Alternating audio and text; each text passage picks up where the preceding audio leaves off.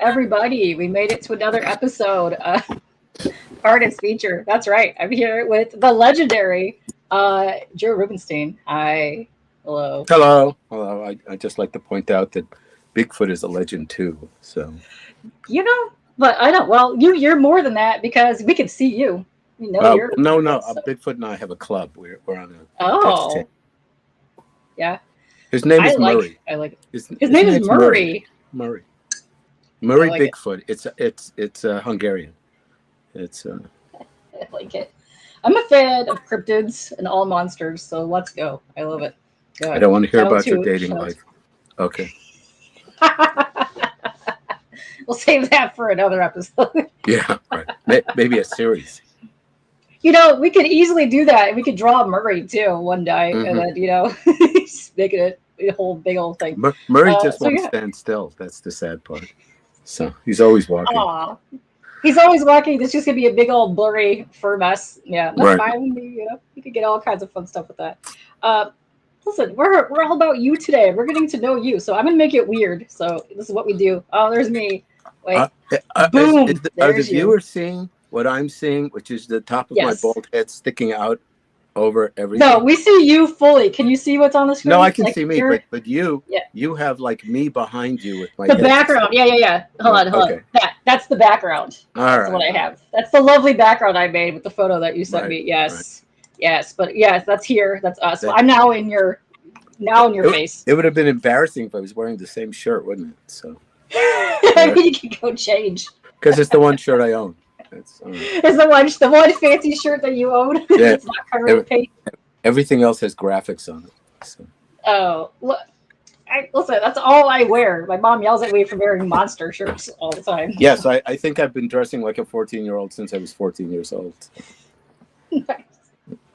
I love it. That's some of my favorite stuff. Okay. Yeah. So, All right, get serious. Come on. come This is out. Yeah, never. All right, How we fine. do things Okay. here. Yes. What can I do for Yeah. you? Okay. Well, let's get to know you. The people in the chat, they might not know who you are, or they might not know who you are, but not know your face. Could be also a thing too. Mm-hmm. Get it there, all up in that face. Boom. Yeah, there we go. So yes. Let the people know who you are. What is it that you do? Because you've been in this business a very long time, and you've done pretty much a lot of long. things. I remember when gravity came in, it changed everything. Yeah, okay. Is that how you met Murray? That's how I met Murray. Murray fell, and it was sad. It was very sad.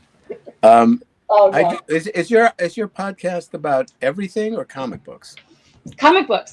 So I have two. I have one, which is this one, which is non-campaign focused. So it's just creator, artists, writers. And my other one is campaign focused where someone has an active campaign. You So, mean to raise money or something? To raise for Kickstarter? crowdfundings, Kickstarters, Indiegogos, Fund My Comics, all that stuff. Yeah. I've been doing Well, this thing in my third, it's going to be my third year. Yeah. Well, when I get around to putting out a book of my work, I guess I'll come back. So. Yeah. All right. Bring Murray. So I'm a comic book artist, and I have done 2,500 comic books at least, they tell me. And I started as a gopher at Dick Giordano Neil Adams Studio. And when I mention names during this, if you don't know who they are, write them down because I'll be doing you a big favor because I'll be mentioning some greats. Then when I was quiz. Right, there will. And when I was 15, I became the art assistant at their studio to people, legends like Wally Wood and Russ Heath, contemporaries like Bob McLeod and Klaus Janson. And then when I was 17, I got my first job at DC Comics called, appropriately enough, The Tales of the Great Disaster. And then when I was 19, I got my first job at Marvel, which was the Avengers 2-in-1 annual, which was the basis for the last couple of Avengers movies. So if you count from the age of 15, I've been doing this 42 years. No, 52 years. 52 years. So Wow. here's a warning. Impressive. I had hair and it was dark. So look what it did to me. So take your chances, Okay. Wait, there's actually a bunch of people in the audience. Like, we can go say hey to them real quick because they are huge fans of comics, and some of them are actually indie creators themselves, which I think is absolutely amazing. There's Vic. What's up, Vic? We got 76, and we got Painter. Painter to me is amazing because he's backing a bunch of campaigns that get drawn in. So his goal is to get drawn in as many comics as possible, which is fun. Oh, really? Yeah. Okay. Yeah. You know, if you shoot a president, you could skyrocket to the top of the list. Oh, yes. Yeah. There is some tea to spill. Listen, I've heard you tell stories at some cons, which have been absolutely fantastic. You have some good, fun stories that are like. You mean in person or on stage? In person. Well, I've seen your panels, but I mean in person when you're just goofing around, talking, doing my vaudeville routine. Yes. Yeah. It's good times. But no, this is fantastic. I love your artwork. And there's a whole bunch of artwork that you do too that I don't think people are super familiar with. But you do a lot of I love your oil painting. That's some of my favorites. Thanks. I do. I absolutely love it. The watercolors and the oil paintings that you do, absolutely phenomenal. And yeah. Yeah, just look, the comic book stuff is great. And I've always wanted to be a comic book artist from the age of 5 on. And that was wonderful. But the comic book stuff paid for my painting addiction. So it's great to be a collaborator. It's fantastic to read Kurt Swan's Superman and then get to work with Kurt Swan on Superman, and Carmen Infantino's Flash and get to do Carmen Infantino's Flash, Gil Kane, all that kind of stuff. But if I couldn't do my own thing, if I couldn't just sit down from start to finish and do a drawing or a painting, that would have killed me. And while I had a goal to be a comic book artist when I grow up, and on the first day they hired me, I met my goal. So now what? But I have a goal to be a great painter, and that takes a lifetime, and there's always something new to explore in painting. And luckily for me, I've combined the painting stuff with the comic book stuff. So I do portraits of Wolverine and the Hulk, and now I just put out my own collection of monster paintings, and now people are hiring me to paint Drac and vampires and Frank and all that sort of stuff. So it's great. It's like in the history of the world, most artists painted something and hoped somebody would buy it someday. And I'm really blessed and lucky because people from all over the world literally write me and go, if you're not too busy, could you please do something for me? And that's great. And also, I'm challenged to do things I would never do, which I hope expands me as an artist, because again, I don't know that I would ever really draw The Bride of Frankenstein unless somebody wanted it. And now I have to find a fresh way, at least for me, to do The Bride or Frank or Drac or whatever. So it's not the usual trajectory for an artist. And I've been super lucky. And as I said, I started when I was 13 and 15. So I've never done anything else in my life. I've never had a real job. And I've never gone to an office every day and had to dress a certain way and deal with certain people. And I've also never had a weekly salary. I know people have to have budgets and figure out what they're doing. But for the most part, if I needed more money, I just find more work. And that's sort of deceptive because you get a good sized check. You think you're rich. And then you don't realize you're not getting another good sized check for a while. And you're not so rich. And comic books in their history, pay-wise, have been up and down because for a while it was a good living and then it was a terrible living. And then royalties showed up and it was a great living and now there's no royalties. So you manage. And, I'm not sure of one artist I know of who doesn't do conventions because we all need a few bucks, and I sure hope the convention bubble doesn't burst because I do 20, 30 of them a year.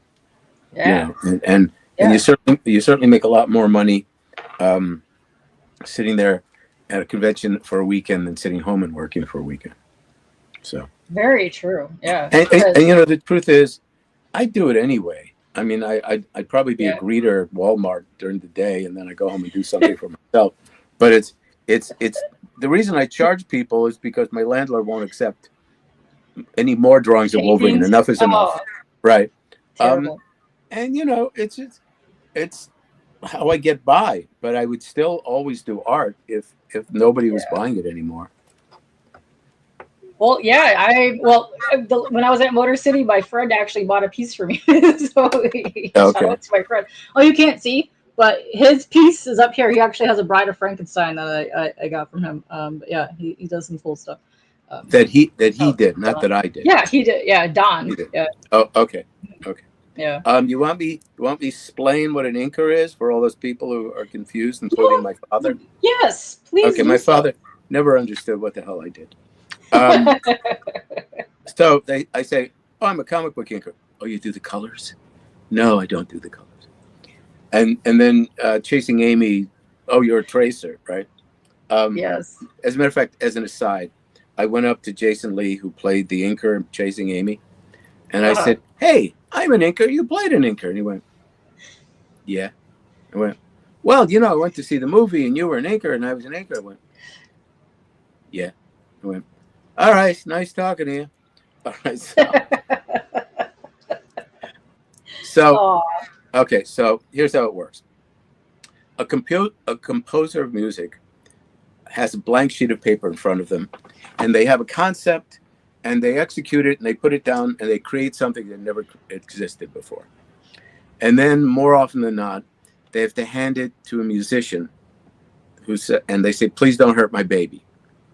So, if the musician plays a piccolo or a trumpet or a guitar, even though it's the same exact notes in the same exact sequence, it will be completely different.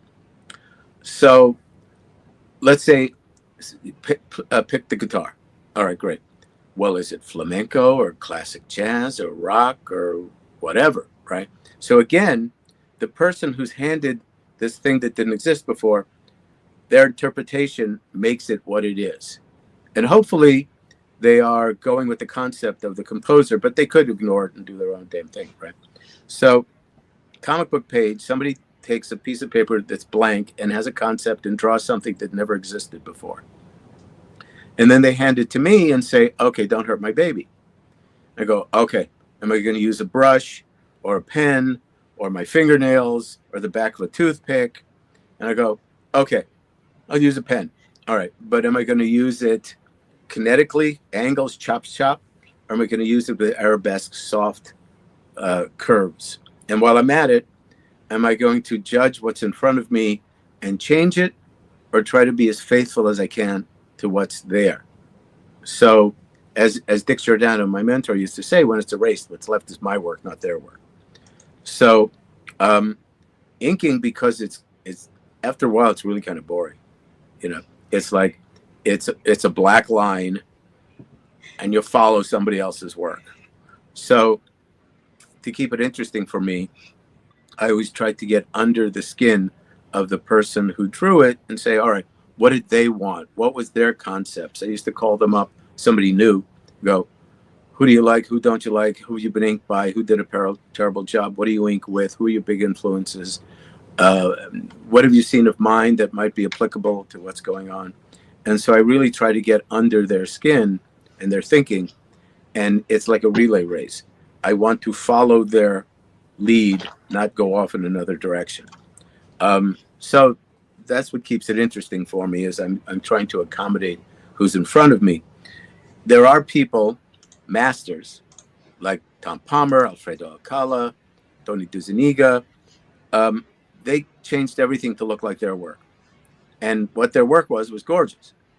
But if let's say, hypothetically, this will never happen, uh, a 6-page Frank Frazetta job is discovered in pencil. And they say, okay, we got to get this inked. And you open up the comic book and you're all excited to find this Frank Frazetta job and you can't find it. And then you realize that Alfredo Alcala inked it and turned it into Alfredo Alcala, which will be a great job, but it won't be Frank Frazetta anymore. So there's the disappointment. yeah. So I try to be truthful, faithful to what's in front of me when I ink. And hopefully you'll look at it and say, oh, that's John Byrne, but maybe it's a little slicker, or a little brushier, or maybe, that's John Buscema, and I retained the bravado of his pencils. So that's my whole thrust. I don't want to just homogenize the stuff and turn it into what I always do. I want to keep it who they are. Yeah. And I got probably the greatest job an inker ever had in the history, which was called the Official Handbook of the Marvel Universe. And I did it in one form or another for 20 years. And Wow. the reason I was picked was because the editor, Mark Grunwald, felt that I would be faithful to who I'm given, but still add to it. And so that's why I've done between like 425 and 450 different pencilers. And one day in a joke, I said something like, well, I have the Guinness World Record. And now I read about myself always having the Guinness World Record. And I go, it's a joke. If it existed, I have it, but it doesn't exist, so I don't have it. So one day I wrote the Guinness people and I said, hey, I did this comic book. I have all this stuff. Maybe you want to put me in your book. And they said, nah, we're busy counting how many nickels can go up a guy's nose. So, Well, it also depends on the guy's nose. You could probably fit more in there. yeah, So you know. yeah, I think that's something really important. And I think sometimes when you get an art piece, you have the pencils, you have the inker, you have a colorist, you have the letterer, and a lot of times they all have to work together to make that piece look cohesive and one unit. And sometimes you see where when you look at a piece, you could tell somebody's trying to make their piece shine more, and you could tell that it gets oversaturated. They don't let all of the pieces Right. flow together, and I Well, think it's very important for yeah. people to Well, do like I say, it's a relay race. And certainly that. the Mhm. penciler, uh, the writer wants the penciler to actually do what he wrote and discussed. Yeah, And then the inker. Now, there are brilliant, brilliant colorists out there now. So, like Paul Mounts, who did 6 issues of Fantastic Four. I did look like $200 million Disney movies. But I find that a lot of people, they want to show off what they can do, and they make in coloring. They make every muscle have its own light source. Everything's got a highlight, highlight, highlight. And it's yeah, like, can you just calm the hell down? You know, and there are inkers who they develop great hand-eye coordination. They can do 16 parallel lines. It's just genius. But they so fall in love with what they're doing, they forget to think about what are they doing. Are they doing bones or cape or hair or rocks or whatever? And I just put a piece up on Facebook today. Um, it's a guy inking Dan Jurgens, and absolutely every line is the exact same line yeah. everywhere. And it bores the bejesus out of me. Where, again, Dick Giordano, Neil Adams, Al Williamson, Alex Raymond, all unpredictable, all varied, all interesting. And, styles change, tastes are subjective. You may hate those people I just mentioned, but I would look at a comic book drawing and I would just love it. And I'd go, why am I loving this? What's attracting me? And I would just see the bravado, the way that the pen went down, the confidence, the stroke, the whatever. And so I realized when I looked at paintings, as much of a god as Vermeer was, it has a smooth porcelain surface to it with no Yeah. differentiation. But you look at a John Singer Sargent like a Kubert, stroke, stroke, stroke, and it's not like a checklist that I ticked off. It's just like, I love that. Why do I love that? And then I realized the commonality was brushwork and confidence. Big time. Have you ever seen? Is it I forgot the name of the movie? It's like Painting with Mirror or Finding Vermeer, where the guy tries to figure out how he It's created the lighting techniques. right. It's Tim's Yeah. Vermeer, Yeah. and I Tim's. was Yes. Yes. Yes. right. And I was just in San Antonio, Texas, where he is, and the guy who hosted me at the comic book store used to work for him, and Wow. and there wasn't enough time, but I could have gone over and looked at Tim's Vermeer. And it's a little upsetting because somebody who's not a painter managed to do a painting. Yeah. But it's sort of like if you put numbered footprints down on a floor, you can hit them in the proper sequence, but you're still not Fred Astaire. Yeah. So everything that was done right, but it's sort of like an episode of Star Trek where Data did paintings, and they were all great. And they went, I don't feel anything. I don't get anything off of these, you know. So there's an intangible element besides the technical virtuosity of doing it, of like, you know, Rembrandt did a drawing of his fiance, Saskia, and she's there and she sort of has her finger on her face and she's smiling. She's got a big hat with a plume. And without knowing a thing, I know the man who drew that loved the woman he was drawing. And it's one thing to be a professional portrait artist, but it's another thing to stick your kid down and paint them. And hopefully, whatever, you know, you shouldn't like shoehorn emotion into a picture. But if you have emotion, it's probably going to show up. Yes. Yeah, but that was, I think, the most fascinating thing about the Tim Vermeer is because he came from zero art background. Right. And he just tried to do it by the scientific process of figuring out how he was doing art. And I think that was just fun. I'm a huge fan of art, like documentaries and stuff. I love going to the National Portrait Gallery in DC. Yeah. So you can really get up on there and see like all the brush strokes and stuff. I think that's fun because my background, I started out in portrait backgrounds. Oh. And I was so like hard on myself to make things look absolutely perfect that it literally took me 30 some years to realize that no, you can fuck stuff up and make it better, and you know it doesn't become that fucked up the next time you do it. But I love the process and doing things now. I kind of took a small break, but I'm coming back to it now. I'm finally getting back to it where I want to keep focusing on it and actually working on it. But it took me all those years to figure out that it doesn't need to be perfect. I can mess it up and be fun. Well, you know, a couple of months ago, I went to the National Portrait Gallery and I had a small tour of the White House. Oh, nice. And 6 of the paintings in there were painted by 5 of my teachers. Oh, really? Yeah. The guy, Aaron Schickler, painted the Kennedy portraits and the Reagans. And Everett Raymond Kinsler, who was a comic book artist who did Hawkman and, as he liked to point out, Zorro before Toth. He did Gerald Ford and Betty Ford, and he did like 8 paintings of all of them. And the woman who did the last Michelle Obama, Sherrod Sprung, I studied with her briefly. And Ron Shear, I think he did also Reagan portrait. But yeah, I wound up, you know, 6 paintings, 5 teachers.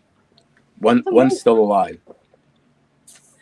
Well, shout out to your teachers because they did a fantastic job.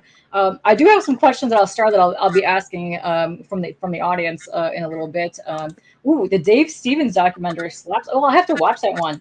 I love the Frazetta painting with fire one. I think I love Frazetta's art. He's fantastic.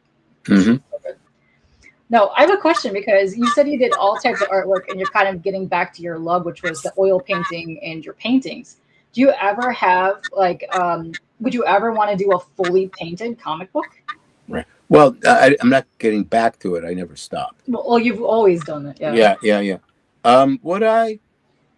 Yeah, I guess so. It sounds like an awful lot of work, but the only factor, the only factor would get in the way is I don't know how to storytell. I don't really understand what it takes to put a scene and a page together. Now, if I decide to make my focus for the next year or so storytelling books like by Will Eisner and things like that, maybe I'd learn.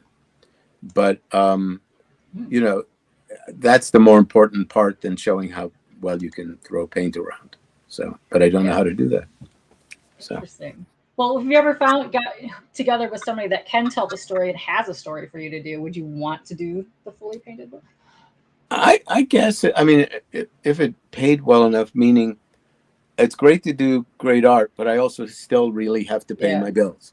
And I know that Dan Green, I think what he did, Dan Green did this wonderful Doctor Strange graphic novel. And I think he took all the royalties he had been getting so he could survive for that year or whatever it took to do it.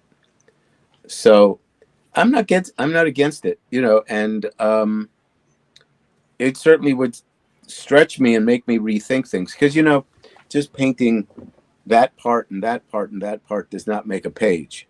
You know, you really have to figure out, and just one panel all by itself doesn't mean it should be the star of the page. So I'd be willing to do it, but I don't know how to break down the page. Yeah. Well, it would be a challenge to figure out how to do that because to me, some of my favorite artwork that I've seen you do is your darker imagery stuff is like the monsters and things like that. Yeah. I would think that would be fascinating to see in a full-on book, because full painted books are some of my favorite. I Yeah. love those. It's funny because I don't have particular proclivity towards monsters over any other subject matter, but Yeah. I get a lot of compliments on them, so I guess I must be okay at getting the mood across. So Yes.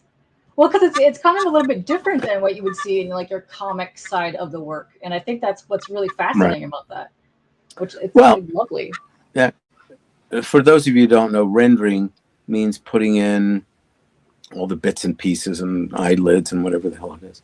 Um, and I was a pretty good renderer when I was like 20, 25. I wasn't the best by far. There's people who could render me like crazy. But it kind of bores me now.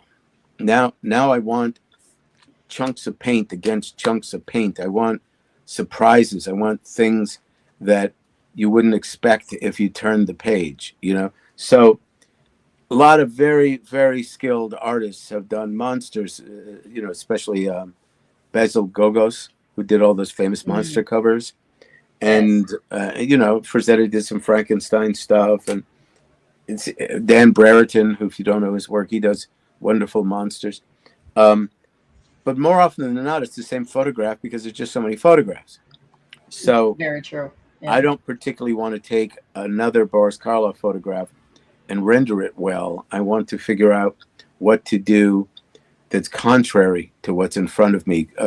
Color choices that you wouldn't have thought of, or leaving some things out. I mean, look, when you paint and draw, you have to know what you want.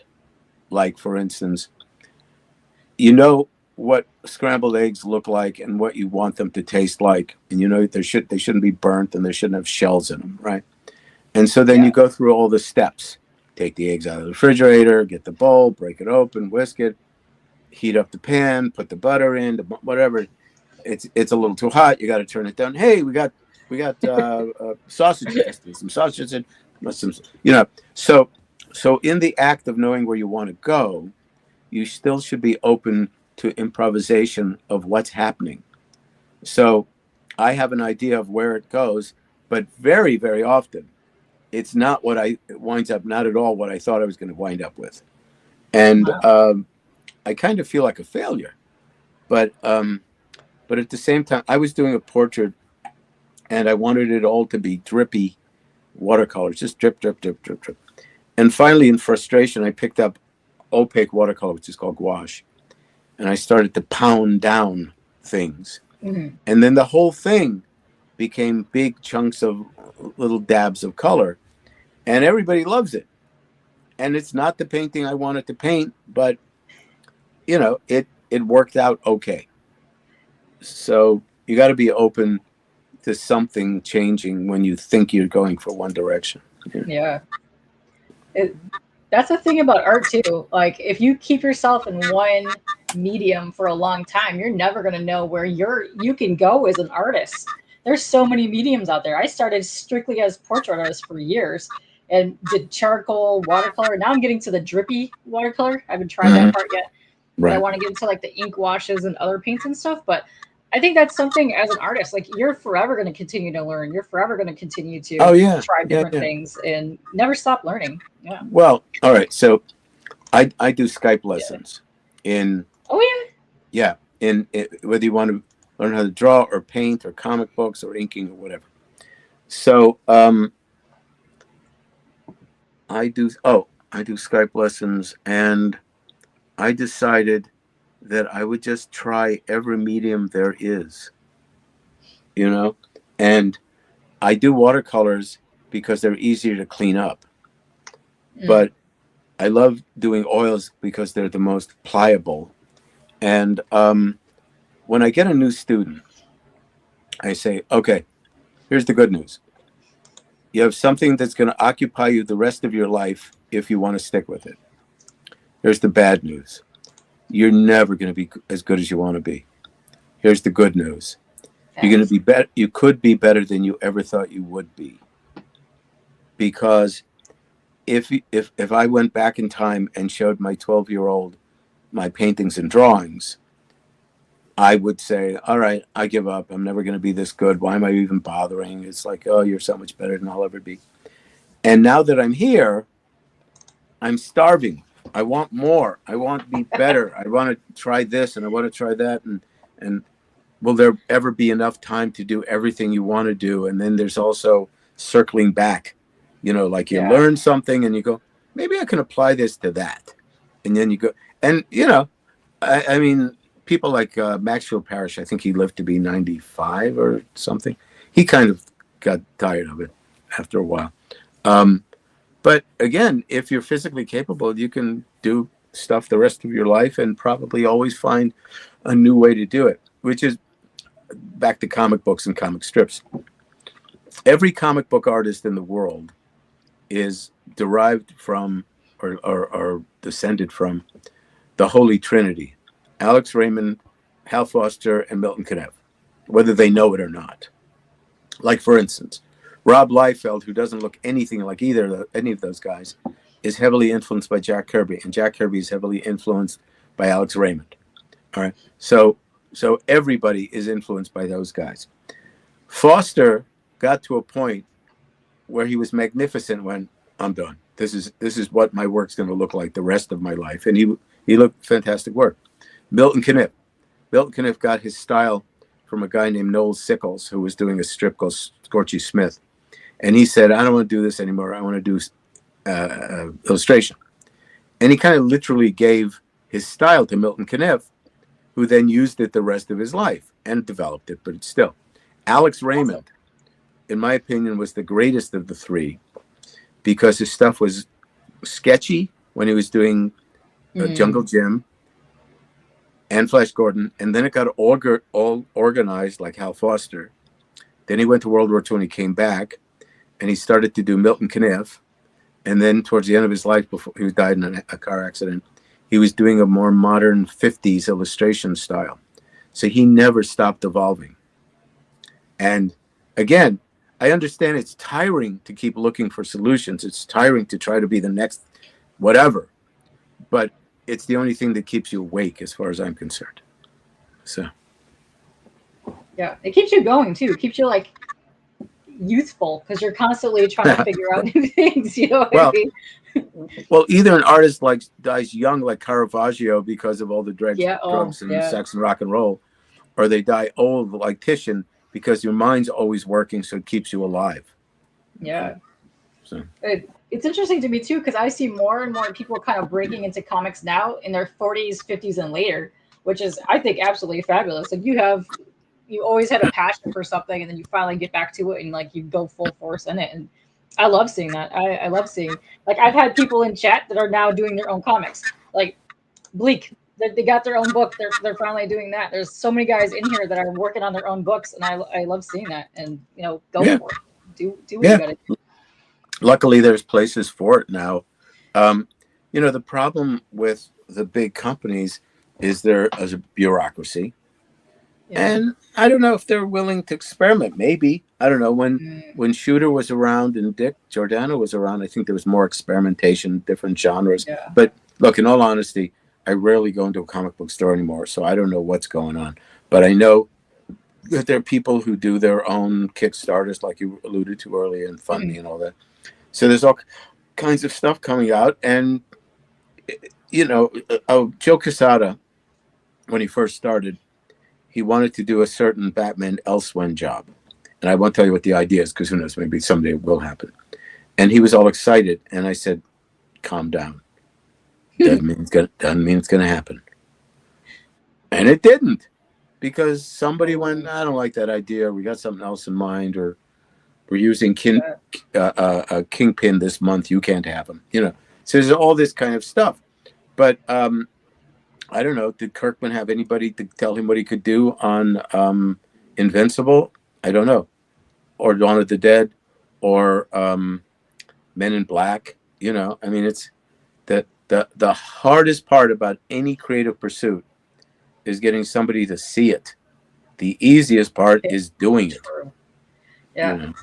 I don't think people realize too is when they finally get their book out there that you are now your PR person and you have to go out there constantly and hustle this thing. But I don't like people just want to create stuff and go. But that's kind of like how it works now, especially Yeah. like in the indie scene. You're kind of like I've run into you to probably 4 different cons here in Michigan in the last year alone. So like you're out there hustling galore. But yeah, I see more and more creators now are doing these podcast things like this because you Hmm. kind of have to have that presence. You kind of have to have that to get your stuff out Right. there. Right. And the internet has kind of just opened up doors for like so many people to get their books out there. And I think it's fabulous. I love the crowdfunding thing. I see more titles on crowdfunding that are very more interesting. It's more on the line of the stuff like the sci-fi, the weird, the horror stuff that you would never see on like the Marvel and the DC stuff. Right. And I think Right. it's great that And, opportunity is out there. and you know, Jim Starlin is doing Dreadstar, which is Yeah. self-owned, and I hope it's doing well. But certainly, if you're a big fan of Jim Starlin's everything else, it just makes Hmm. sense that you'll go check out what he's doing. Yeah. And instead of, I mean, even Frank Miller, I mean, Frank's an industry, but I imagine the people bought Sin City and the other stuff is because they were just following him from Daredevil to Shogun That to whatever else happens. he did. Yeah. There's some people that just follow artists specifically because they love their work or they follow a writer. But Yeah. Right. yeah, I go for it. Hold on, I'm just gonna drop a couple of your links because you have people asking for some. So I dropped your link tree and your Instagram. I know you have Facebook as well, but that's also in your Okay. link All tree. right. Yeah, let me see. I mean, look at So Alex Ross. He yes, became an industry. He's a phenomena, and mm, and he should be. Why not? But obviously, it's like towards the end of his life, David Bowie only sold his work through his website, but he yeah, could because he was David Bowie.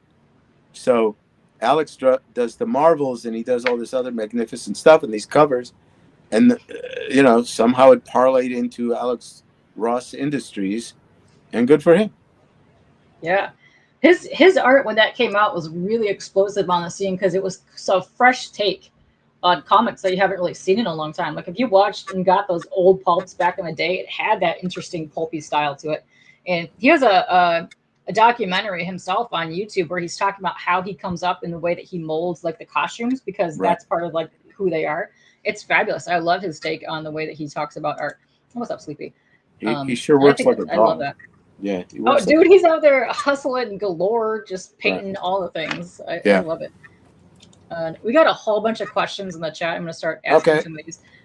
Let's see. Figure Drawing wants to know what art style is more interesting to ink? And I imagine loose pencils may be more interesting sometimes. Um, what's most interesting to ink are the very best draftsmen, like Garcia Lopez and John Buscema and Gene Colan, because then I have to rise to the occasion, terrifyingly so. Loose pencils, yeah, I have more room to do what I want to do, but then it's not challenging because I do what I want to do. And we did a Heroes for Hunger book at DC for African Relief, like 30 years ago.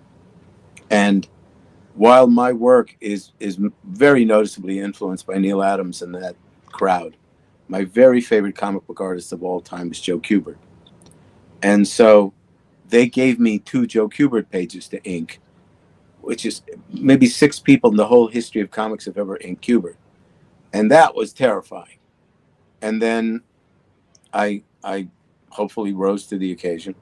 And I got a phone call from Marshall Rogers who said, "Hey, I saw this book, and the credits are wrong. It says you inked Joe Kubert, but it's obviously Joe Kubert inking." And I went, "No, that's me." I couldn't do it without Joe's pencils in front of me, but yeah, I accommodated the style. So, whenever I ink Garcia Lopez, he draws so beautifully that it just wakes me up. You know. Oh, that's LV. Yes.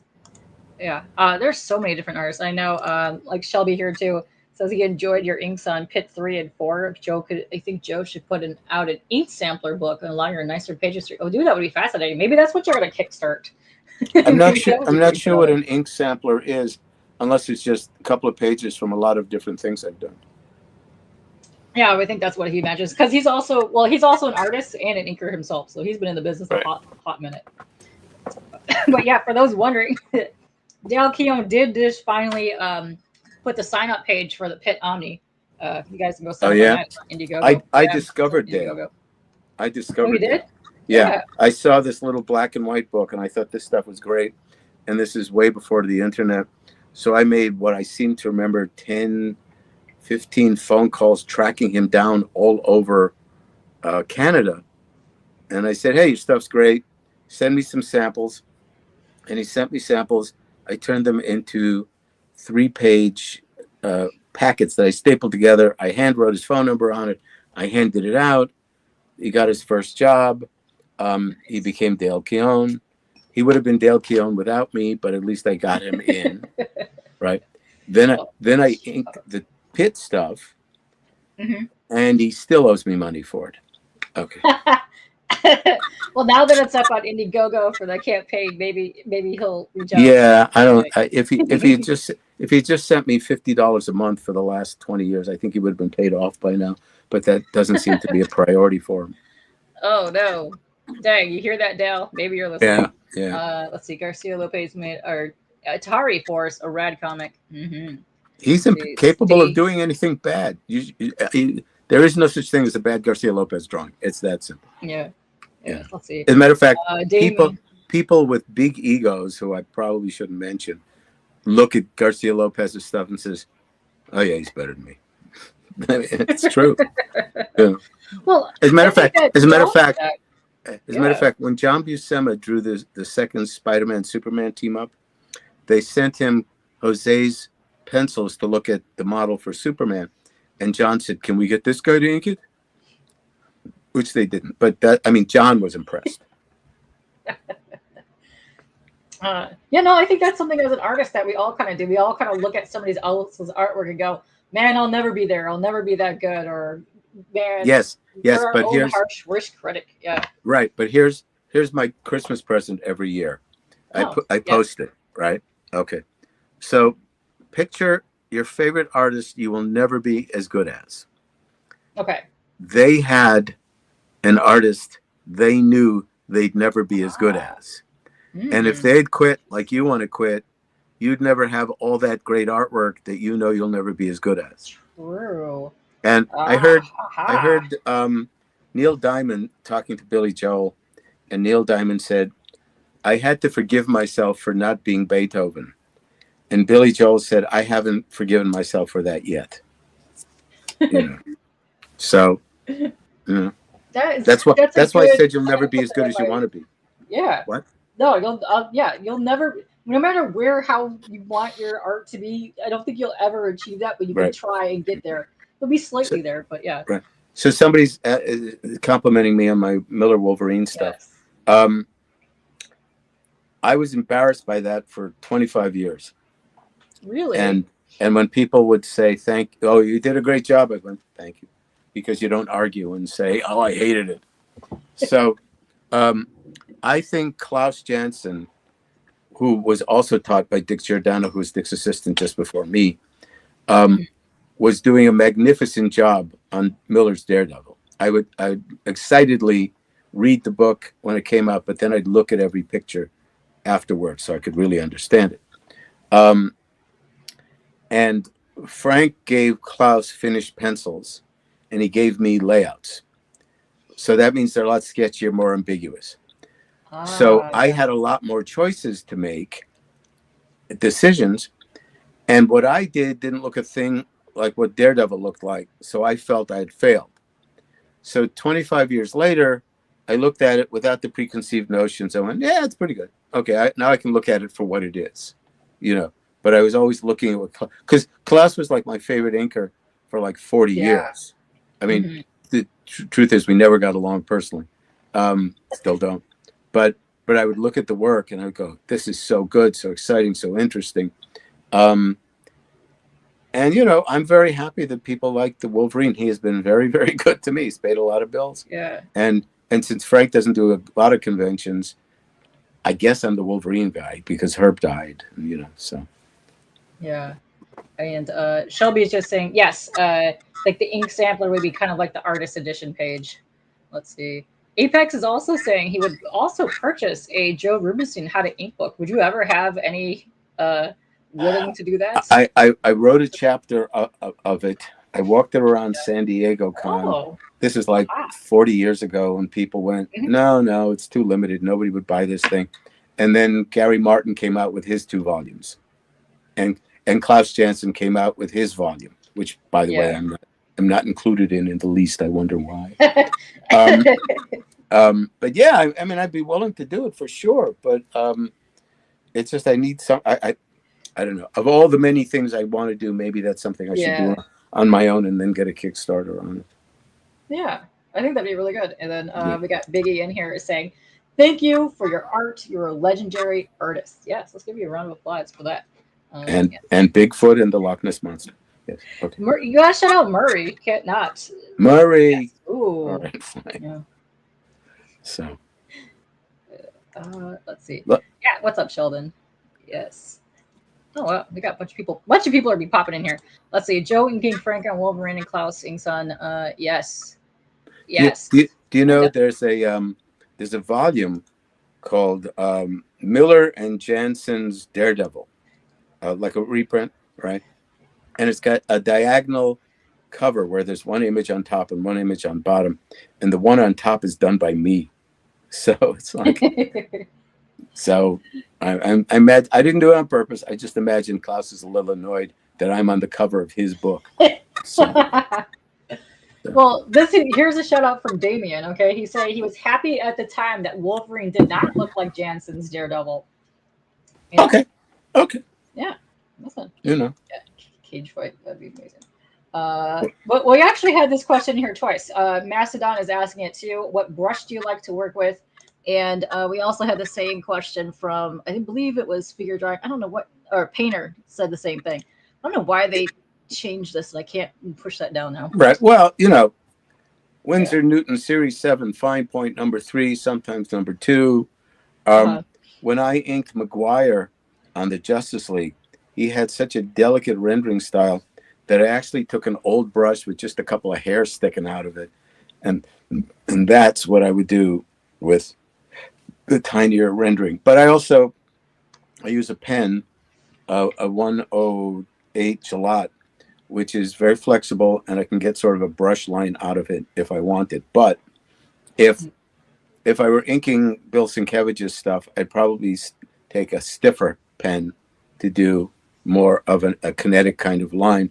And I remember when I was doing The Thing with Rick Leonardi, I picked up a Japanese reed brush, and I held it vertically and just like ladled in all the blacks to make it more more painterly, And first, however of you who are old enough to have done this, when I saw Star Wars for the first time in a movie theater, and that spaceship filled the screen.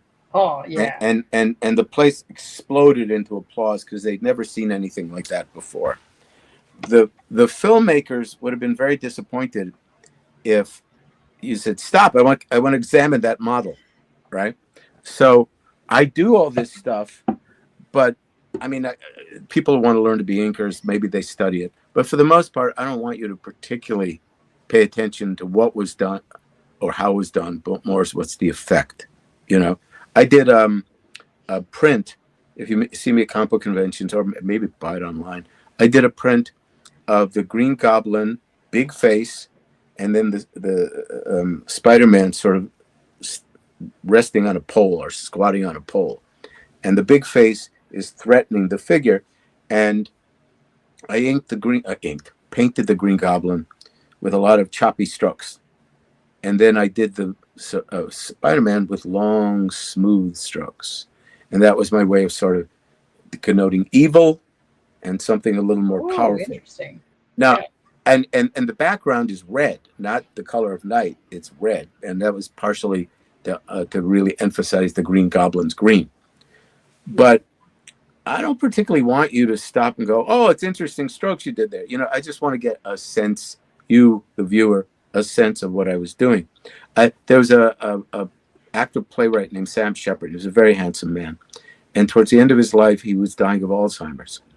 And I took a photograph of him, and I painted it very crusty and disturbing. And so, besides being a portrait of the man, I wanted you to get a sense of there's something wrong there, you know? So, the same thing within limitations happens with inking. When something will be rubbed and scratchy and dry to try and get one effect across. But again, you're reading a comic book, you just look at the panel for about a second or two and keep going and keep going. So most of this is for me to make it interesting and just give it some more life to it than computer inking would do. Yeah. Let's see. Apparently Rob is doing his own artist edition book through Image akin to. Oh, cool. I am a huge fan of artist edition books. I love seeing Right. everything before it gets all cleaned up and stuff. I love that. Mhm. The Jim Lee one is favorite. I love that you can see the difference between all the inks. That's crazy. I did 3 8-page chapters of Wolverine Spider-Man over Eric Larson's pencils. Oh yeah. And then they put it together and printed it without my name on it because nobody realized Eric hadn't inked it. Ah. Because I was trying real hard to do it like Eric. And that's the thing. It's like you can do anything you want. You can change anything you want if you have a good reason. But if you don't know why, I mean, I have students. I say, "Why'd you do that?" It says, "I don't know." Like, yeah, can't argue with that. I mean, I wish you'd have a reason for why you do what you do. But sometimes you have to be emotional too. So yeah. Well, you've talked a couple times about that you have a class that you teach over the internet. How do people sign up for that? Can well, people it's a one-on-one thing. It's not a class. Oh, it's a one-on-one thing. Yeah, how do you reach sometimes out at conventions. Yeah, sometimes at conventions, I would teach a class for an hour and a half or two, Yeah. and people like Gary Martin. No, not Gary Martin. Various people who went on to be inkers told me, "Oh, I took your seminar." I went, "Oh, that's nice." I mean, you can. They're one-on-one. You can buy one class. You can buy a block of 5. You can reach me on Facebook or Instagram, and very often what happens is you mail me a package of your latest work. We have a session. You can see me. I can see you. I talk about it. I demonstrate on the things. I send you scans of it, and then I mail it back to you so that you have something to look at and understand what's going on. So that's awesome. Yeah. That's amazing. That's amazing. And I have your link tree and all the other links that you have above. And you can also sign up for the website when you ever guys go launch that. Let's see. Shelby wants to know, which Leonardi book did you ink? He doesn't recall everyone who worked on him outside. Marvel Fanfare, the Fantastic Four verse The Vision, I think. And I did a cover or two on the Vision Scarlet Witch with real art. And I did one full issue of Spider-Man with Rick Leonardi.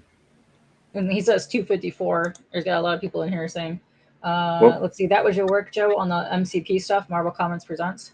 Yeah, 3 chapters over Larson. Shelby's going to check the Omni to see if they got you listed correctly now. He has that in there. This is a good question from Blake. Who's your favorite artist that you've ever inked? Well, like I said, the ones who really draw beautifully. Yeah. It's like Kevin McGuire draws beautifully, and I had no fun inking him at all because it was just there, and I just had to go along with it. John Buscema, I had to get that energy going. With Jose Garcia Lopez, somebody commissioned 40 recreations with Jose that I've been inking of classic covers, Superman and Flash and all that sort of stuff.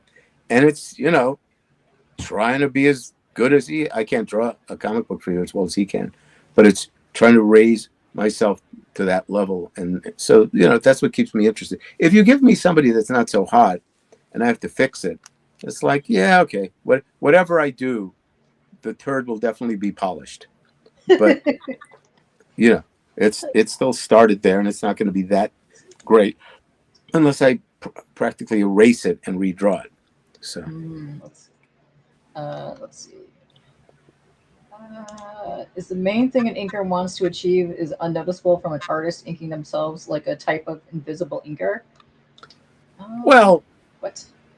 when a career highlight of mine is the Captain Americas I did with John Byrne, and John said in an interview that he wanted to be Neil Adams, look like Neil Adams for the first 10 years of his career, and wanted to not look like Neil Adams for the second 10 years of his career. So I got these pencils, and they were John at his best, and I thought, okay, I'm going to push these 10% more towards the Neil Adams look. I'm not going to erase anything. I'm just going to augment things, pull anatomy together a little bit, whatever it was. So I was very proud of those issues. And when people take surveys, God knows why, who's the best inker of John Byrne, it's either Terry or me or Terry. It depends what you're after, you know. And Terry went one way, I went another way. And oh, by the way, there was the guys left the book all of a sudden, and there were 6 pages of the next issue already drawn. So about 40 years later, I sat down and inked them. So I'm gonna put them on my website or Patreon or something like that, so you can see at least what those beginning of that issue would have looked like. So I think it would be a treat. Let's see. Shelby did, in fact, just sent me a DM picture of you being credited for that on all the reprints that they did for the Omnis. Let's see. Oh, Pops. Thank you for the super chat, Pops. So, yes, so now you are on that book. That's on Which Omni? Yeah, I can't really read it because he's got it on there. Which one is that, Shelby?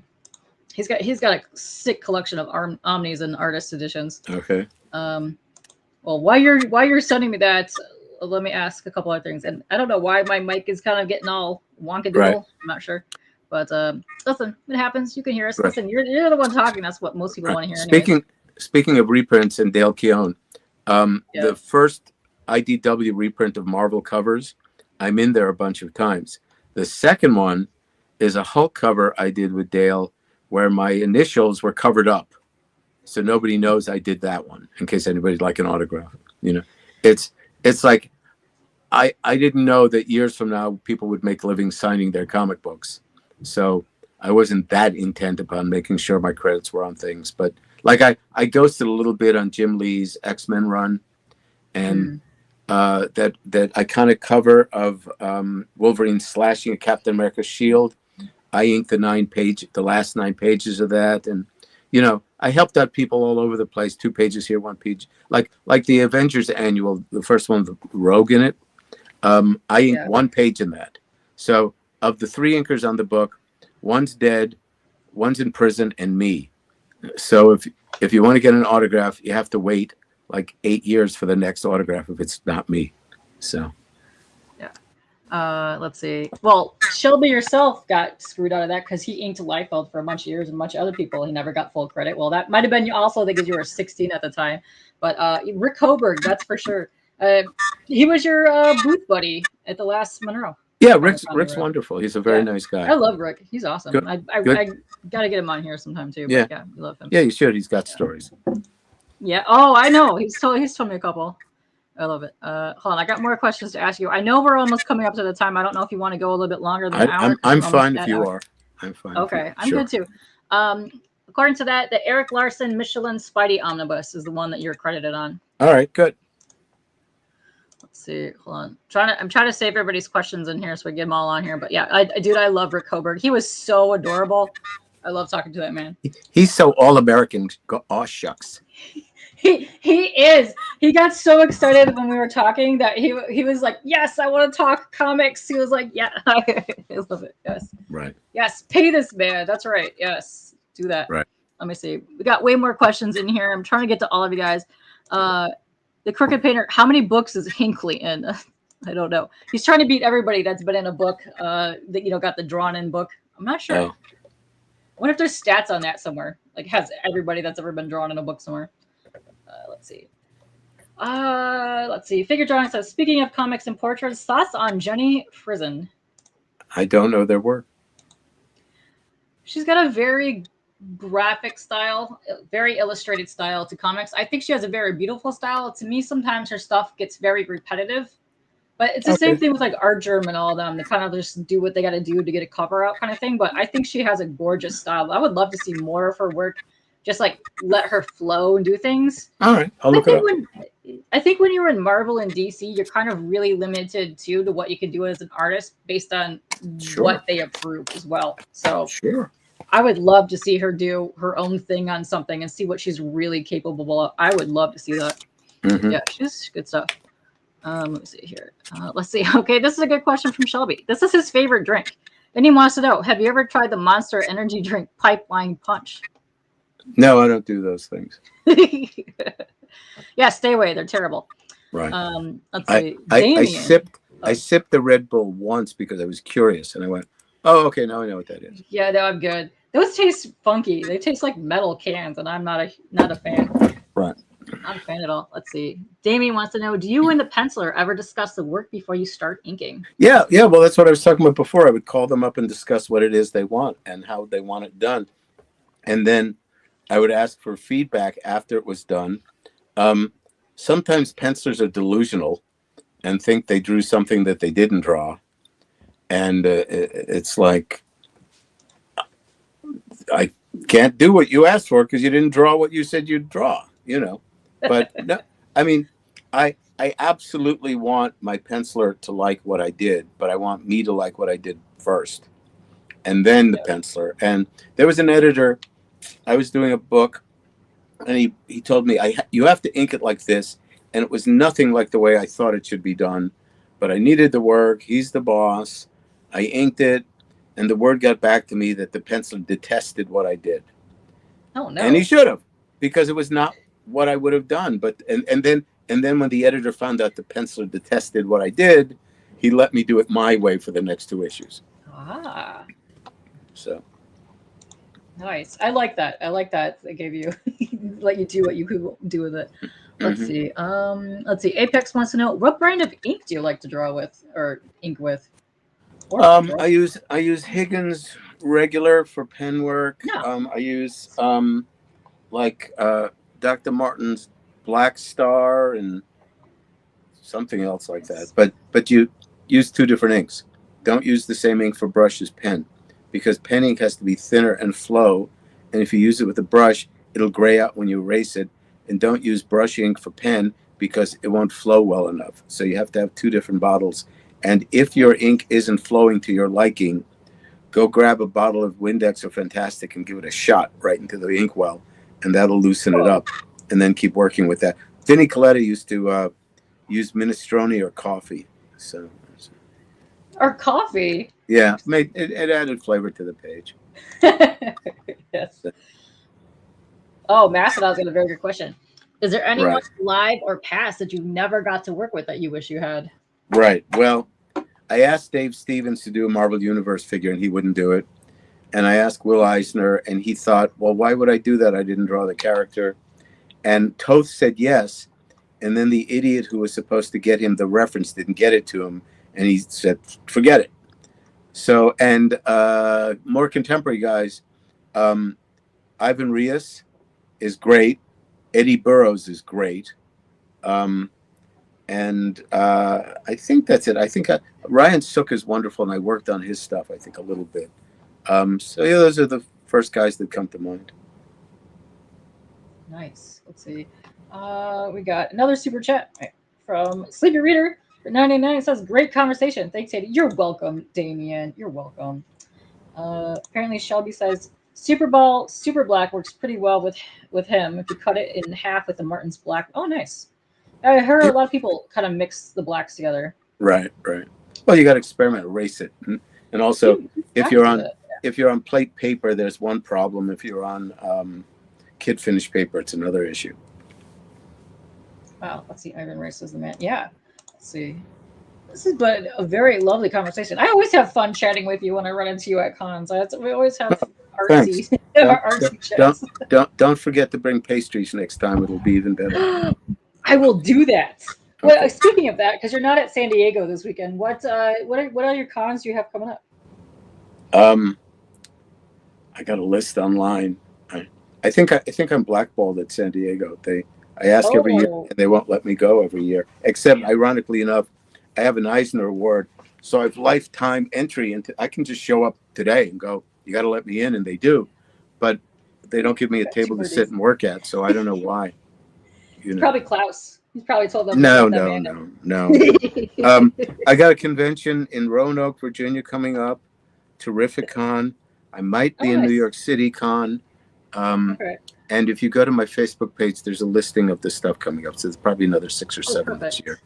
Perfect. Yeah. Yeah. Here, let me drop your link And tree more and now and to I your also, Facebook. by the way, for anybody, I'm at Dragon Con, and I also Ooh. do stuff through the mail. If somebody wants books signed through the mail, if somebody wants something Okay. drawn through the mail, I can do that. I could probably do it better because then I don't have to rush it at the con Yeah. and just get it. And I also, all you would be pencilers out there who wonder what your stuff looks like professionally inked, I do that too. Wow. And you get people from Instagram and Facebook to reach Oh out yeah, to you yeah, yeah. now? Somebody just sent me a Cheech and Chong like pseudo cover, and they're both in like tutus or something. It's like, hey, I'm not here to judge. Okay. So, but yeah, I mean, look, if Yeah. I could have afforded it, which God knows I probably couldn't, I probably would have saved up.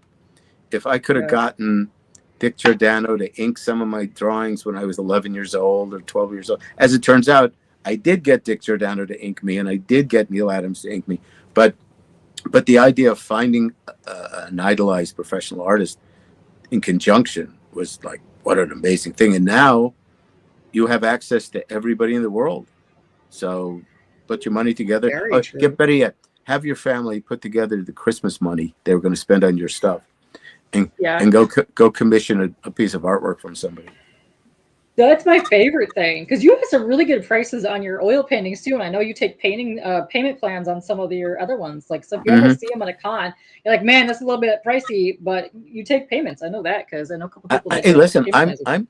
I'm told a lot of times my stuff's reasonable. I mean, considering, It well, is, yeah, yeah, yeah.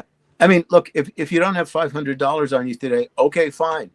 Give me a yeah, $100 and pay it off over the next 6 months where it's not painless, where it is painless. yeah. But Boom. yeah, it's like I can't say who, but there's a guy.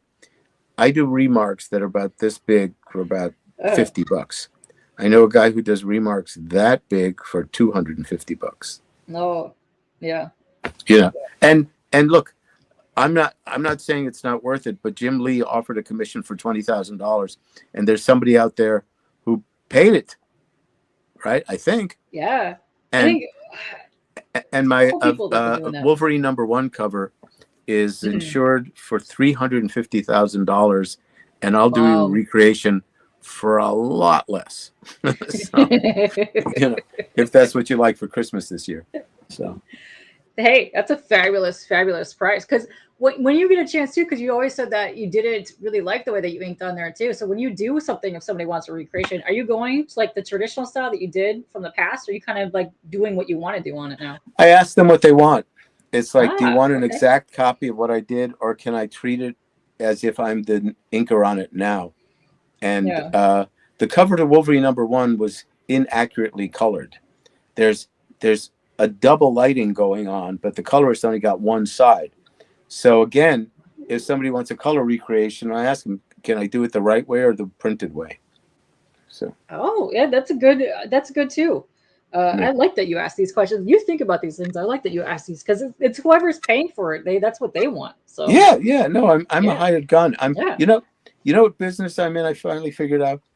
I'm in the happiness business because nobody wakes up in the morning and says I could really use a piece of comic book art, but when they get it, they're happy.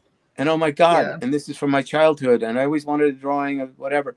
And they're so happy when they show it to the family who came over or their friend. It's like, so that's what it is. It's look what I have, you know. Yeah, that's exciting because I think over the last couple of years myself, I've gone kind of not been picking up books as much. I've been picking up more art, and I kind of love just being able to see art all over the place because that's the thing about comics. You kind of have to Mm-hmm. stuff it in a box. Art you can put anywhere that you want it, Right. and I And love that. I think it's and don't fantastic. forget, you can buy two-sided frames So you can put two pieces in it, and occasionally you can flip it over just to break up the display. That's good. Let's see. Sleepy came in a little late and he wanted to know, was Neil Adams a big influence if you haven't already covered that? Yeah, no, I mean, I was his assistant when I was 13 years old, and I worked there till I was 17. And I just got the IDW reprint and of Neil's work, and it just reminded me of everything I fell in love with when I was 11 years old, and how exciting and how great a comic book artist he was. But I also had access to his files, so I got to see what he got from Stan Drake and what he got from Joe Kubert and what he got from a guy you never heard of named Tom Scheuer and Austin Briggs. And my stuff started to look more like Neil's because I was looking at the people that Neil was looking at besides Neil. And you know, with this book, I'm seeing stuff I never saw in the small reproduction. I'm going, I got to try that. That's something I never considered before. So that's what I was saying earlier. You do cycles. It's like, well, I can do this. Somebody hired me to do a recreation of one of Neil's Green Lantern, Green Arrow pages. And he was doing stuff like, why did he do that? I would never have thought that. And I'm going, this stuff is genius. Or it's nuts, but it's not Genius Nuts. So, which is a new brand I'm putting out, Genius Nuts. So Genius Nuts. Dude, Genius listen, Nuts. you got a whole, that's a huge marketing tool right there. I think that'd be a hit. Right. Yeah, go for it. Right. Well, so Mastodon got to ask you about the artist. Is there a character that you've always wanted to work on that you never got a chance to work on? Not really, but when I was reading James Robinson's run on Starman, which I thought was wonderful. I think James Robinson is great on whatever the hell he wrote. He wrote that pulp series that Paul Smith did the art on. I don't remember what it was called. But they had the occasional backup, like Gene Ha did some of them.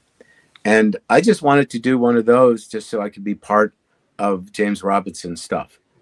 But I mean, I've done nearly every character that existed in both companies, because besides the official handbook of the Marvel Universe, which means literally every character, I did the Justice League and the Legion of Superheroes and Superman and Batman and Flash and the Challenge of the Unknown and Swamp Thing, and so I've done plenty of guys and girls. Yeah, you've hit them all. You got it in there, which is fabulous. Yeah, that's awesome. I love that. Let's see. Does anybody else have any other questions in the chat? We've had almost like 80 people lurking in all of these streams because we're on Twitch, YouTube, Twitter, all that. So cool. Shout out to all the people watching and hanging with us. That's great. Let's see. And you've got a whole bunch of other cons coming up. You can get that link on your website, not your website, your Facebook page. Right. I can go and show that. But yeah, I think that's great. I love the posts that you do. I think they're thought out and lovely. I like that you're kind of saying, I don't like this. I like this kind of thing. But I love when you post your paintings. That to me is my favorite. Thanks. Yes. I was just doing a Frankenstein, and I can't find where I put it, or I'd show it to you. Oh wait, I think I know where it is. Hold on, I'll be disappearing. Okay. Let's see. No. Sleepy's got a question. I can't find it, but I'm almost done with this one. Ooh, Elvira. Dude, I love all the ones that you've been doing on those monster covers. I really love the ones that you've done on there. That's fantastic. Yeah. I was taking an illustration course with a very good Hall of Fame artist named Greg Manches, and he said, pick a theme. I went, all right, monsters. I don't know. And so I did the monsters, and then I said, let's put it together in the book, and so yeah. Oh, here it is. Thank you, assistant. All right, it's not done, but here's the thing I'm doing. Oh, I love the colors on it. Here, let me see if I can make it a little bit larger. Let me see. Soul, yeah, there you go. Ooh, okay. I love the colors on that. Right, thanks. So it's not done, but yeah. Yeah. So it's like I said earlier, I could have rendered it in black and white like the photograph. I could have rendered it like a lot of people do, and I just said, let me see what I can do about just making it interesting for myself, because ultimately, can you go away? Ultimately, if I make it interesting for myself, hopefully it gets interesting for you too. Yes. So. Well, I think that's fun. I think that's what makes people's art stand out is they take the essence of a character, but they make it in their own style. So it's not like the same thing constantly over and over again. It gets exciting when you see it, and I love it when people do that. Well, Um, it's like Bill Sienkiewicz. It's Sienkiewicz, not Sienkiewicz. Um, yes. I just think Bill looks at this stuff and just he doesn't say let me be different. He just says let me be me, and Yeah. that stuff He's got comes some out. You interesting know. covers and artwork out there. It's got that really just I like sketchily weird art. I like things that like kind of morph together. He's got Yeah. cool, interesting Well, stuff. but see, that's what I was saying before about applying the paint. It's like Yeah, that's not smooth paint, and it's I'm trying to chunky. juxtapose colors that maybe you wouldn't have expected next to other colors, and I'm not I'm not trying to be outrageous or innovative or creative, whatever those words mean. I'm just trying to make it interesting, and in my scrambled egg metaphor, it's like, oh, there's a purple. Yeah, Let's see what that does. yeah. So I think that's kind of fascinating too. When you see like the art that's kind of like raised and kind of chunky, and you can really get in there and see all that right, kind of detail. Because to me, that and like I got really big into doing art that had like different material on it. So like when you put it in the light or like shift it, like it has different properties to it. So I got really big into like iridescent paints on right, top of like oh, portraits. I was even right. doing nail polish at one point on portrait work because it Right. was just completely different. Or another thing you can do is you take a piece of rough watercolor paper, which is called cold press, and then you do an inking on it.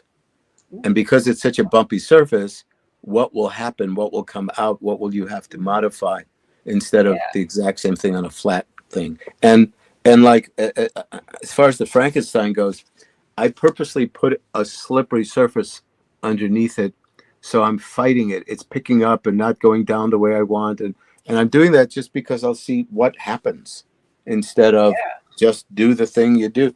It's like with Elvira. You don't screw around with beautiful women's faces. You keep them No. smooth. You know, and so she's not on a slippery surface. He is because I knew, as Frank, I wanted Yeah. a more expressive way of the paint to go down. Yeah, that's I love all that stuff. I love seeing that kind of thing because that stuff excites me about art. Like you see somebody doing something really interesting and it makes you go, "Oh, I want to pick up my paint. I want to pick up my brush. I want to do Oh yeah, something." And sure. I Uh, love that. I love how that excites people. Yeah. as Whenever I go through a museum, as inadequate I feel when I'm done, I have to go home and do something now because I've just been Yeah. charged up. You know. Oh, especially when you see like the size and scale of the paintings that people were doing back then. That's intimidating. Some of those are like Yeah, wall yeah. size, like the singer Well, sergeant stuff. Oh my yeah. goodness. Yeah. Well, I mean, I did a mural in a religious retreat that was 15 feet wide by 25 feet long. The Wow. figures were 8.5 feet tall. The heads were 13 inches tall, and it was on a ceiling, so I'm on my back for 2 weeks. Um, Dang. so it's size doesn't bother me so much, but you know, what can I tell you? Just the quality. Whatever you've done has already been done better. But the reason you're doing it is because you're you, and you need to do it. It's a habit. It's a drug. It's an addiction. And if you have a baby, you want to paint your baby, and if you have a pregnant wife, you want to paint your pregnant wife, and if you have a dog you love, you want a dog. If Yeah. you're not paid for it, or even if you are, maybe do it because you love it, and it'll frustrate the hell out of you, and you'll want to give up. So, so It is frustrating, but also when you finally finish something, you have that sense of pride that you finally completed it and you did have it in you to do something. And that to me, I love that feeling. well, for about a minute, and then you walk away and come back, and you go, "Oh God, it's not as good as And now you actually can endless, see it again. the Yeah, endless struggle. Yeah. yeah, yeah. Let's see. Sleepy. How do you feel about inking large groups? Oh, that's interesting. Um, Not happy about it, but I'll do it if I have to. I look. I'm a portrait guy. I love portraits. I love big heads. I love big Yeah. bodies. When I start doing, 47 heads in the background and little, Yeah. it's it's not as much fun. But it's not like you don't do everything as well as you can because you have to do everything as well as you can. There's just some stuff that's more fun to do. It's People like Tony DeZuniga and Alfredo Alcala, maybe even Wally Wood, who again I worked for, they would start with outlining with a pen, panel 1, page 1, panel 2, page 1, panel 3, and then they go through the whole 22-page book, and then they go to panel 1 with a brush and finish it, and panel 2 and finish it. Well, if there's a great head on page 14, I'm going to page 14, and I'm going to do all the fun stuff, which of course means you're stuck with all the not so fun stuff at the end that you got. But sometimes it's like, oh, deadline's coming up. All right, I've got that unfun stuff to do, but at least it's small or whatever, you know. So I'm not that disciplined. I just have to do the stuff that's fun right away. Sometimes there's something that speaks to you more, and you just want to go right into that. Yeah, I get that. Listen, if somebody comes up to me and goes, "Hey, please draw my child," and I'm like, ah, but it's sort of like, Oh, listen, I was visiting my niece, and she said, "It'd be fun if you drew my 4 children." Oh yeah, lots of fun. And so so much suddenly, fun. Yeah, right, I have to sit there and do portraits of each one of these kids. No pressure at all. You know, it's like, yeah, yes. Froggy is saying the Frankenstein monster is badass. Yes, very thanks. much so. So yes, hit him You up can, if you guys see something, or if you guys want a commission or something. Hit him up. Like yeah, yeah. Well, that he's Frank some stuff. is Yeah, called for. What's the word I'm looking for? It's yeah, already been claimed, but acclaimed. I can Yes, do more. Yeah. yes. Because I think one of my favorite ones that I've seen that you do like recently on that same book was the Dracula Dead and Loving It. Oh yeah, yeah, yeah, I yeah, love yeah. that one. That was so good. And that's in marker, not watercolor. That was marker, really? Yeah, Wow. yeah. Because you got that nice, like chunky style, like painterly style on there. Drawing. Wow. Very good question by Apex. He wants to know: do you have a YouTube channel, or do you ever plan on making a YouTube channel? I guess I should. Yeah. Listen, Yeah, I guess I we, should. we had 80 some people to hang it in here. You would Yeah. probably There's get a really good people drawing. there's just you know I'm an actor. I used to do plays and I did a little bit of TV stuff. Like I was on teeny weeny nothing little parts on Entourage and The Big Bang Theory Oh. and Law and Order. And I just found there's not enough time to do everything. And I can't give the acting the time it deserves because I find myself rehearsing my monologues driving in the car to the class, and I should have been doing it for 3 hours, you know.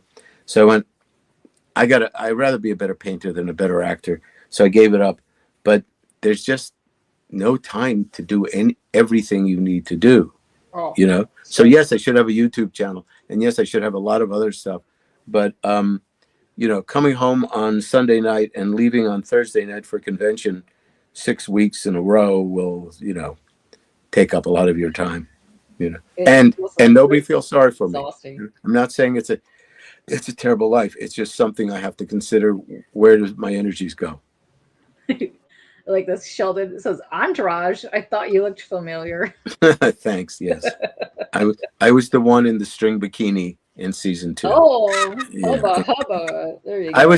I was in the San Diego Comic-Con episode in Entourage, where I'm playing a comic book artist, and then later I'm in the crowd, and the whole day I'm going, no, I'm really a comic book artist. I'm not just one of you people.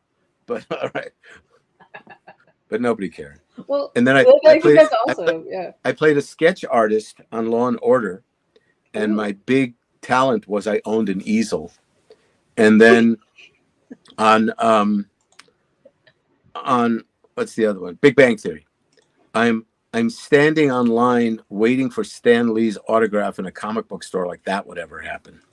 And I'm standing behind 2 of the lead guys, and they yell cut, and they put a tall guy between me and those other 2 guys because I look too much like those geeks, right?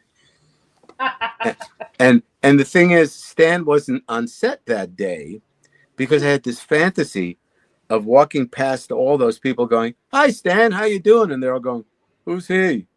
So, but that wasn't Stan's day. So, aw, dang. yeah. Only been amazing. Now that you should feel sorry for me. Okay. I feel so sorry for you for that. Thank you. Not having that experience. Bring pastries. Okay, fine. Listen, I will bring all the pastries. We have some delicious ones. Chocolate, Boston cream, something creamy. Oh, perfect. Yes, I know Okay. exactly where to go next time Okay. you come here. And Yes. where's here? What city are you in? Michigan. You're here for Motor Uh, City, and you were uh, here for Monroe not too long oh, ago. okay. Okay. Yes, but yes, we have some good bakeries. I'm going to be in Virginia if you want to drive over. Okay. So. Hey, I did the DC Maryland thing for a long time. It's not that far. I can easily do that. I was just in Richmond. Oh yeah, there was a con over there not too long No, ago. I was in a store appearance. Oh, you were just for the in there. weekend in Okay. Richmond, Virginia. Yeah, they have a lot of good ones in Virginia, DC, and Maryland over there. Mm-hmm. Good shops. Yeah, I like going down there. But yeah, Okay. good times. Yes, so you got cons coming up. You got possibly some Skype sessions going on. You got all Oh kinds no, of I mean they're good not stuff. possible. If you hire me, I'll do it. We'll just figure out Well, schedule. that's what I'm saying. Yeah. Possibility of people reaching out to you. You have more. Right. Right. Yeah, but thank you so much for coming on here. I always have a lovely time chatting with you and talking art and stuff. So yeah. All right. Well, thanks for having me. Welcome back here anytime. Listen, you could bring Okay. Murray. It'll be fun. We could draw Okay. him. I'll be back tomorrow. Okay. Perfect. Okay. I don't have a show tomorrow, so perfect. Well, I can still but talk. yeah, You're you can still talk. you're a variable. I can still talk. Okay. Okay. Well, this is also true. Yes. Oh, Sheldon says fun show. Well, thank you. Thank you guys. Thank I you, always have Sheldon. fun doing these. Yeah. All right. Good. It's always fun talking to somebody and hearing their take on art and the industry. I love that. I love seeing that. Good. I don't care who it is. You've been in the business 9 million years, or it's your first day. I'm going to treat you the same. I'm a dork. I'm just going to sit here and spaz out all day. So that's how I am. Okay. Yes. Let's see. All right. Lovely guest, lovely show. Thank you. Thanks. But yeah, thank you so much for coming on here. It was a lovely, lovely time. Yeah, I always like talking to you. It's good stuff. All right. Thanks very much. But yeah, thank you. So yeah, if you have any other questions for chat, hit them now. But listen, I'll hit you up another time. You come on here whenever you do your campaign thing. You're definitely welcome on here. But yeah. Okay. Right. Let me see. So I don't know what they're doing, but I don't have an outro. But we're just gonna say, we just wave to people. Bye, guys. Bye. Bye.